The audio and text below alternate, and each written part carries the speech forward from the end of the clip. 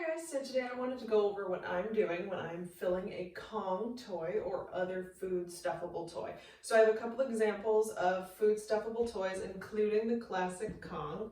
This one's actually the classic Kong. I've chosen a size that's appropriate for my dogs, but they make a couple different sizes.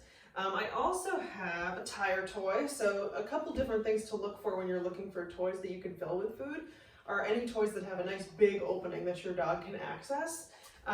I also have some toys that I could fill different areas inside the toy with small amounts of food, and I'm going to fill them all pretty similarly. The important thing to think about when you're picking out Kongs is that your toy always has an air hole at one side, so there's a couple toys that really closely mimic the shape and size of a Kong. So I'm going to start filling this one. When I'm first filling the Kong, the first rule I always want to remember is that I'm putting dry treats at the very bottom of this Kong.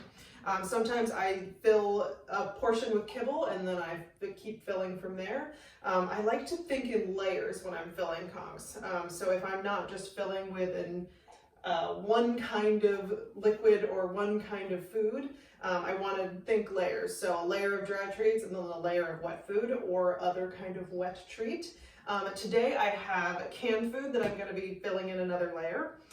So I'm going to go ahead and do that right now. So layer of wet food and then another layer of dry or loose treat.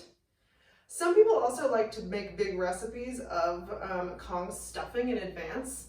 You can definitely do that, and there's tons of recipes online. So I did one layer of wet food and now I'm going to do some dry.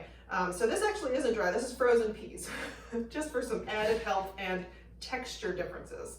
Another layer of wet for delight. And then I have some bigger treats that I also hide in here. So the ones that I have are just dry milk bone treats, and then I also have a frozen cube of goat's milk. I pre-froze those, so I have those ready to go into Kongs. And then another layer of wet, and I'm pretty much full at this stage, which is great.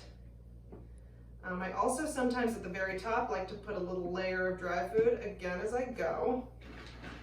And that tops off my Kong. So I'm either going to shove this in the fridge or I'm going to give it straight to my dog. I am going to give them to my dogs now because I want you guys to watch them enjoying them. You can really offer these to your dogs when they're already doing something you really like them doing.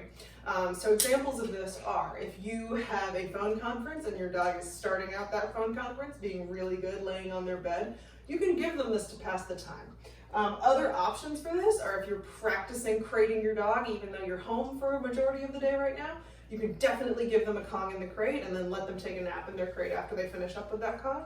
This is also a good option for feeding meals out of Kongs. You could put their whole amount of kibble for the day in Kongs, freeze that with a little peanut butter at the top. That's a good option to keep them really interested and to make their meals take a little bit more time.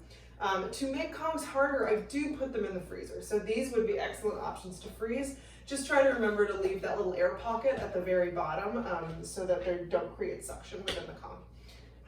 Thanks guys, enjoy.